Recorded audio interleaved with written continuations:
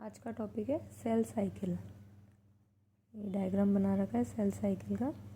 Cell cycle एक व्यक्तिगत कोशिका के संपूर्ण जीवन चक्र को कोशिका चक्र कहते हैं। इसका सर्वप्रथम वर्णन होवर्ड एवं पेल्क ने 1953 में यूकेरियोटिक कोशिकाओं में किया। कोशिका चक्र यूकेरियोटिक कोशिकाओं की एक जटिल एवं चक्रीय प्रक्रिया होती है। इस प्रक्रिया में मुख्य रूप से कोशिका वृद्धि, जीनोम का द्विगुणन, कोशिका केंद्रक विभाजन एवं कोशिका द्रव्य विभाजन जैसी मुख्य घटनाएं होती हैं। एक कायिक कोशिका में कोशिका चक्र के दौरान दो अवस्थाएं पाई जाती हैं। एक होती है इंटरफेज, जो इस जगह पे दिखा रखी है, और एक होती है मेटाफेज यानी कि ये विभाजन अवस्था। अंतरावस्था यानी इंटरफेज को बांटा है G1, S और G2 में।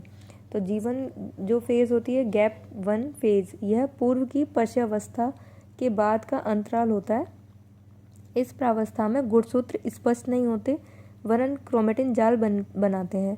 इस प्रावस्था में कई महत्वपूर्ण उपापचयी क्रियाएं होती हैं जो डीएनए के द्विगुणन को आरंभ करने के लिए आवश्यक होती हैं, जैसे प्रोटीन, आरएनए व डीएनए के संश्लेषण के लिए आवश्यक एंजाइमों व नाइट्रोजन क्षारकों का संश्लेषण एवं संग्रहण होता है।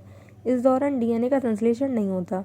इस प्रावस्था में कोशिका विभाजन चक्र में लगने वाले कुल समय का अधिकतम समय लगता है जीवन में।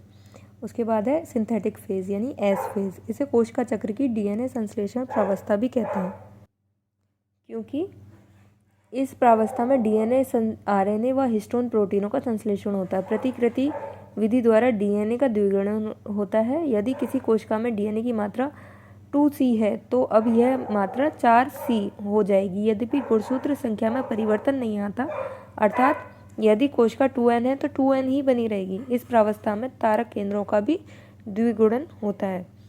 उसके पश्चात आती है G2 अवस्था। इस प्रावस्था में विभिन्न प्रकार के आरएनए तथा प्रोटीन्स का संश्लेषण जारी रहता है, लेकिन डीएनए का संश्लेषण रुक जाता है।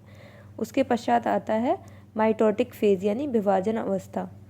इस अवस्था में कोशिका प्रोफेज, मेटाफेज, एनाफेज और टीलोफेज जैसी मुख्य प्रावस्थाओं से गुजरकर अंत में दो पुत्री कोशिकाओं में विभाजित हो जाती है।